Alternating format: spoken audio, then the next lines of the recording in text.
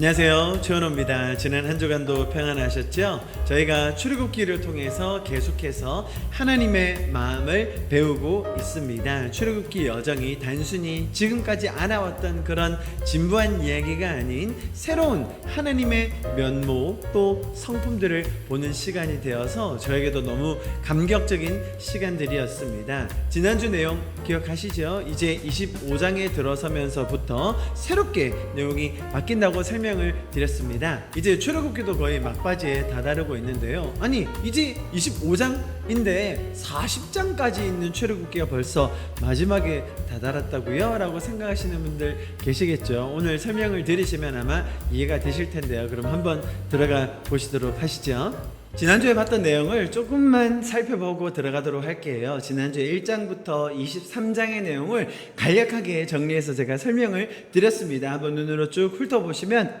이런 내용을 우리가 출애굽기에서 다뤘구나 충분히 이해하실 수 있을 겁니다. 자, 그렇다면 오늘 내용으로 들어가 볼 텐데요. 자, 나머지 출애굽기의 분량은 어떻게 구성되어 있는지를 보시면 왜 이제 출애굽기가 점점 마무리되어 가는구나를 아실 수 있을 텐데요. 크게 네 부분으로 나뉘어져 있습니다. 두 번째, 우리가 잘 아는 그 금송아지 숭배 사건 기억하시죠? 잘 알고 계실 텐데요.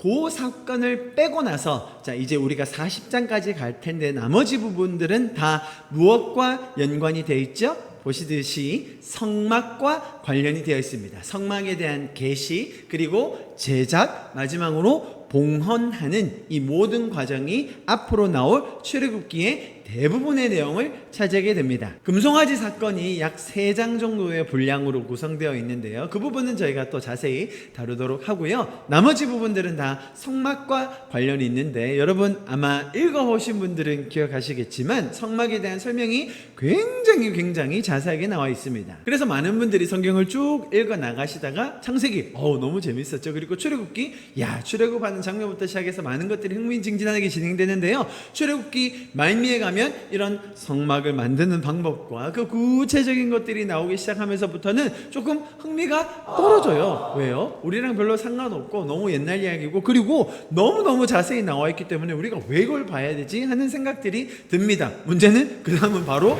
레위기가 나오지 않습니까? 그때부터 성경에 대한 이 관심도가 확 떨어지는 게 문제죠. 오늘 그래서 이 성막이 가진 의미가 무엇인지를 여러분과 조금 자세히 다뤄보도록 하겠습니다. 자, 성막의 계시 부분에서 어느 정도의 설명을 하냐면요. 자, 이 모든 부분들이 아주 자세하게 세밀하게 설명이 되어 있습니다. 한번 쭉 보시면 이렇게 자세하게 적어 놓으셨구나 라는 것을 우리가 금방 눈치챌 수 있죠. 계속 보고 있노라니 벌써 성경에 대한 관심도가 떨어지시는 건 아니겠죠. 자, 그렇다면 조금 화제를 바꿔서 질문 하나 드려볼까요? 아주 거룩하고 경건해 보이는 그런 종교 시설이 있습니다. 자, 이런 곳에서 여러분이 약간은 경박한 행동을 한다면 어떨까요? 예를 들어서 갑자기 트림이 나온다든지 아니면 나도 모르게 방귀가 소리내어 나왔다? 어떨까요, 여러분? 조금 부끄럽기도 하고 경박해 보일 수도 있겠죠. 아니면 이런 아주 거룩해 보이는 종교 시설이 파손되었다. 그것이 고이건 아니면 실수건 간에 어쨌든 그런 시설이 부셔졌다. 자, 그렇다면 여러분 그것을 직접적으로 일으킨 사람, 경박한 행동을 했다든지 종교적인 시설을 파손한 사람은 어떻게 될까요? 제 어렸을 때 생각이 나네요. 아마 사찰 집사님한테 꿀밤을 세게 한 대 맞았을지도 모르겠습니다. 제가 왜 이런 말씀을 드리냐면요, 오늘 여러분께서 금방 보셨듯이 이 성막에 대한 설명이 너무 디테일하고요, 그리고 굉장히 사람들이 볼 때 복잡하면서 또 어찌 보면 거룩해 보이는 부분이 있거든요. 정말로 많은 공을 들여야 하고요, 시간과 노력이 필요한 부분이 있어요. 아무렇게나 만들면 안 되고요, 아무나 들어가서도 안 될 뿐더러 재료도 얼마나 상세하게 나와 있는지요. 금과 은과 색색의 실을 사용하는데 보통 복잡한 게 아닙니다. 자, 그렇다면 한번 질문을 해봐야 합니다. 하나님은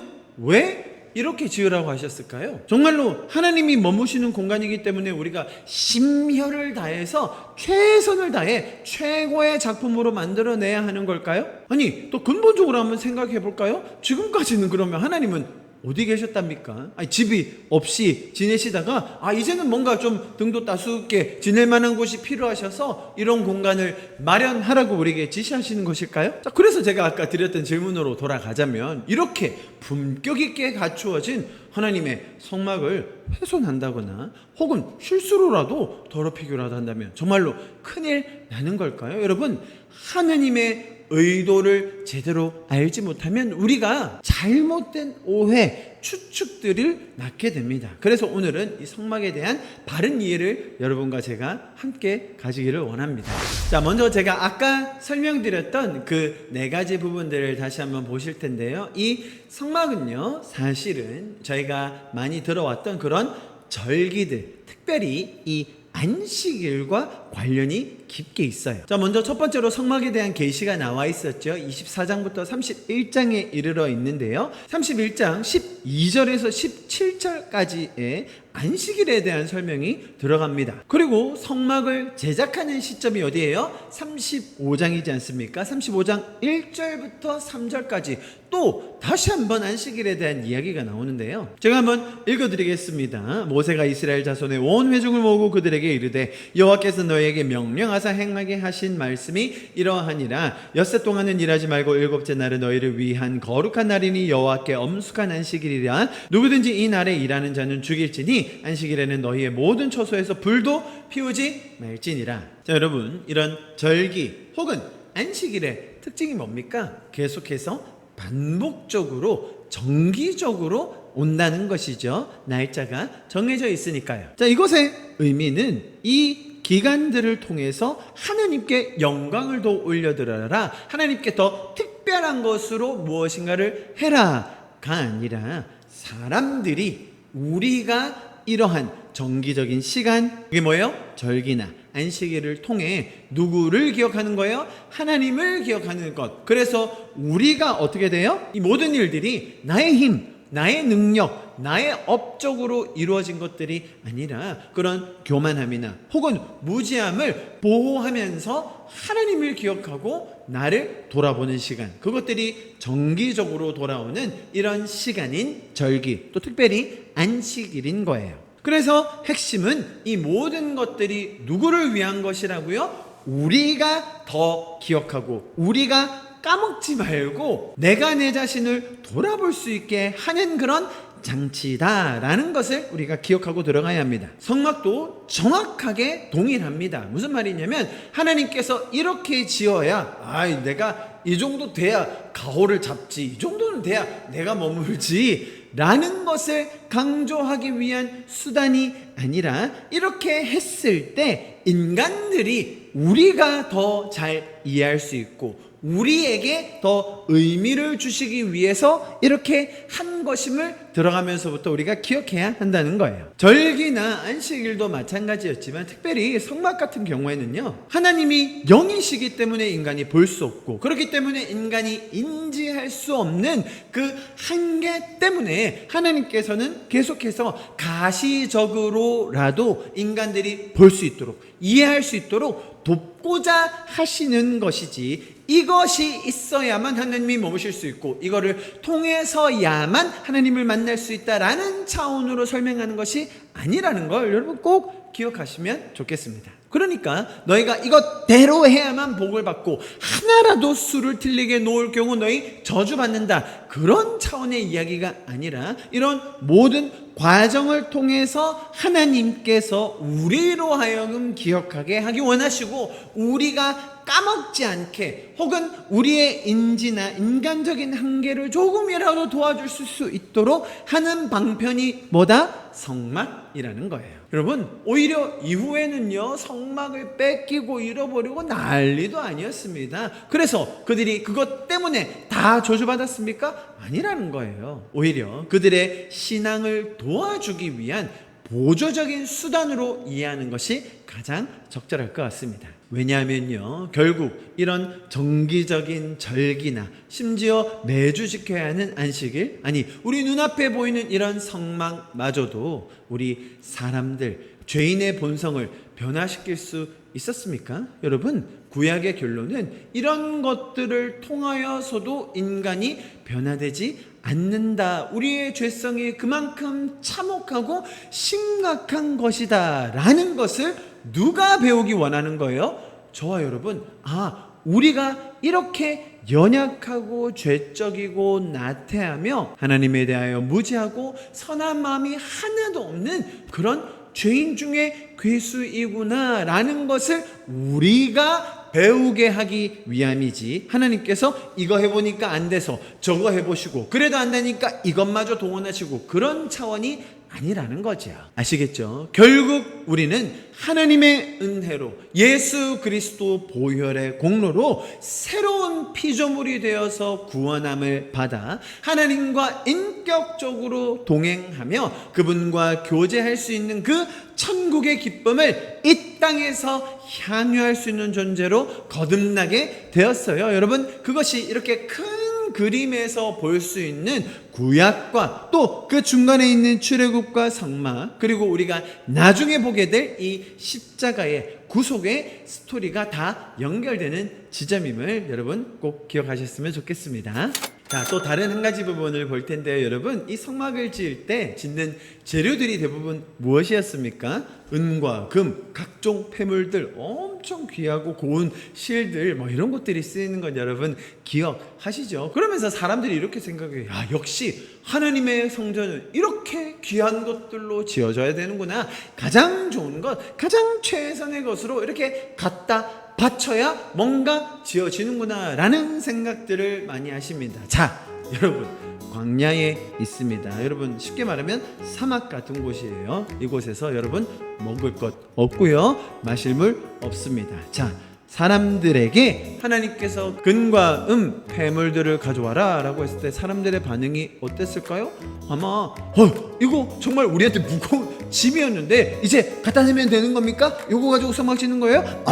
마음껏 가져다 쓰십시오 라고 했을 거예요. 반대로 만약에 그들에게 식량을 가지고 오라고 했다거나 아니면 다른 그들에게 정말 필요한 것을 가져오라고 하면 어땠을까요? 아마 반발이 장난 아니게 심했을걸요. 제가 무슨 말씀을 드리는 거냐면, 사실 하나님께서는 우리가 가지고 있는 제일 좋은 것들을 뺏어다가 교회를 짓게 하시고 거기에 내가 거하겠다라고 하시는 분이 아니라는 거예요. 여러분, 사실은 지금 이 이스라엘 백성들이 가지고 있는 폐물들, 각종 귀한 것들요, 어디서 났는지 여러분 기억하십니까? 12장에 나와 있습니다. 우리 한번 같이 읽어볼까요? 35절 36절인데요. 시작.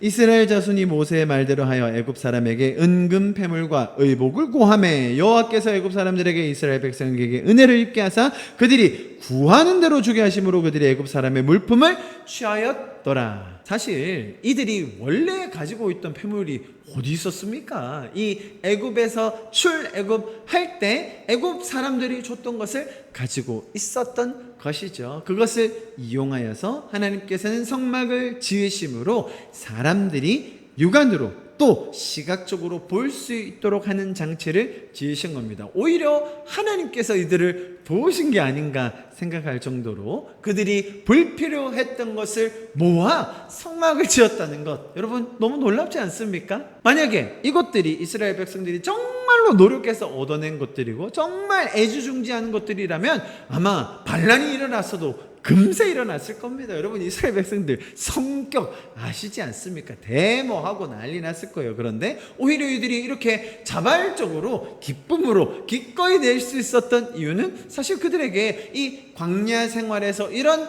보물들이 필요하지 않았었거든요. 여러분, 하나님이 일하시는 방법은 우리를 강요하여서 억지로 뭔가를 해내시는 분이 아니라 가장 인격적으로 우리와 교제하시며 우리에게 필요한 것들을 공급해 주기 원하시는 분이심을 여러분 다시 한번 기억했으면 좋겠습니다. 마지막으로 이 구절 좀 같이 보고 마치도록 하겠는데요. 28장 3절 말씀 같이 읽겠습니다. 시작.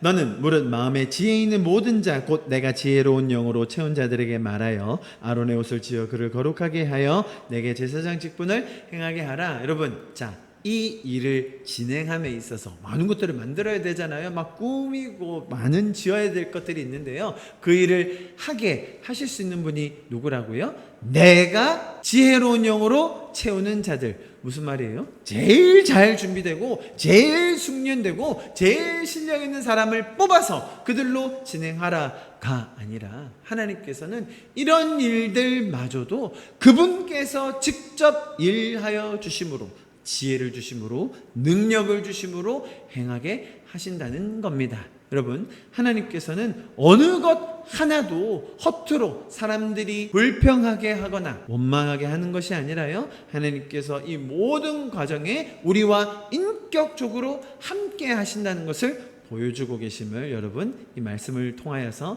잘 배우실 수 있기를 축복합니다. 자, 여러분, 그래서 이제 성막에 대한 아주 기본적인 이해를 다시 한번 잡는 시간을 가졌습니다. 앞으로 진행되는 40장 전체 중에 굉장히 많은 부분을 차지하는 내용이었습니다. 이제 다음 주부터는 금송아지 장면에 대해서 조금 훑어보고요. 그리고 나면 이제 출애굽기가 마무리되게 됩니다. 좀 아쉬우시죠? 지금까지 우리가 출애굽기를 통해서 너무나 귀한 내용을 배웠는데요. 이것들을 잘 마무리해 나가면서 동일하게 하나님께서 주시는 그 은혜 가운데 풍성함을 맛보실 수 있기를 축복합니다. 오늘 이 성막에 대한 이야기는 이것으로 마무리하겠습니다. 다음 시간에 또 다시 뵐 때까지 건강하시고요, 주의 은혜가 풍성하기를 간절히 기도합니다. 감사합니다.